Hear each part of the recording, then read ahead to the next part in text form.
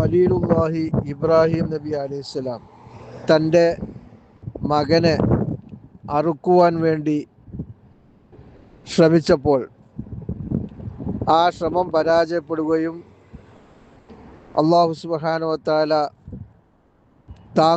താങ്കളുടെ സ്വപ്നം യാഥാർത്ഥ്യമാക്കിയിരിക്കുന്നു എന്ന് വിളംബരം ചെയ്തുകൊണ്ട് ജിബ്രീൽ അലൈഹിസ്സലാം ഒരു ആടിനെ കൊണ്ടുവരികയും അതിനെ അറുക്കുകയും ചെയ്ത ഒരു സംഭവമുണ്ടല്ലോ. ഈ ആടിനെ കുറിച്ചാവട്ടെ ഇന്നത്തെ സംസാരം.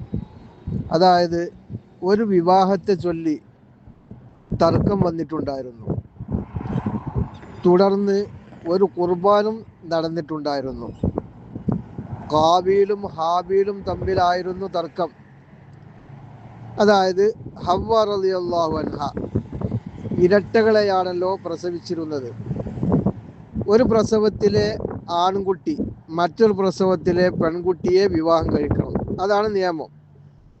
ഖാബീലിൻ്റെ കൂടെ പ്രസവിക്കപ്പെട്ട ഇക്ലീമയെ ഹാബീൽ വിവാഹം ചെയ്യണം.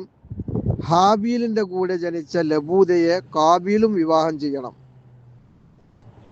പക്ഷേ ഖാബീൽ അതിന് തയ്യാറായില്ല.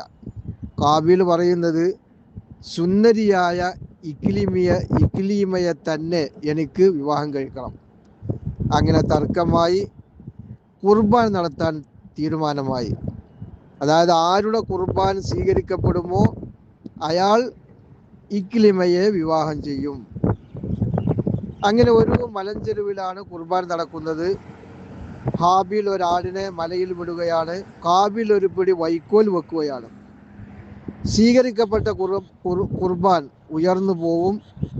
ഹാബീലിൻ്റെ ഖുർബാൻ സ്വീകരിക്കപ്പെട്ടു. ആടിനെ ഉയർത്തിക്കൊണ്ടുപോയി ഖാബീലിൻ്റെ ഖുർബാൻ തള്ളപ്പെടുകയും ചെയ്തു. ഖാബീൽ അസൂയ കൊണ്ട് പുകഞ്ഞു, പക വളർന്നു. ഒരു ദിവസം വലിയ കല്ലുകൊണ്ട് ഹാബീലിൻ്റെ തലക്കടിച്ചു കൊന്നു. ഭൂമിയിൽ ആദ്യത്തെ കൊല നടക്കുകയാണ്. എന്നാൽ ഹാബീൽ ഖുർബാൻ നടത്തിയ ആട്, ആ ആടിനെയാണ് ജിബ്രീൽ അലൈഹിസ്സലാം കൊണ്ടുവന്നത്. അതായത് ഇബ്രാഹിം നബി അലൈഹിസ്സലാമിൻ്റെ അടുക്കലേക്ക് കൊണ്ടുവന്ന ആട് ഹാബീൽ ഖുർബാൻ നടത്തിയ ആടായിരുന്നു എന്ന് പണ്ഡിതന്മാർക്ക് ഒരു അഭിപ്രായമുണ്ട്.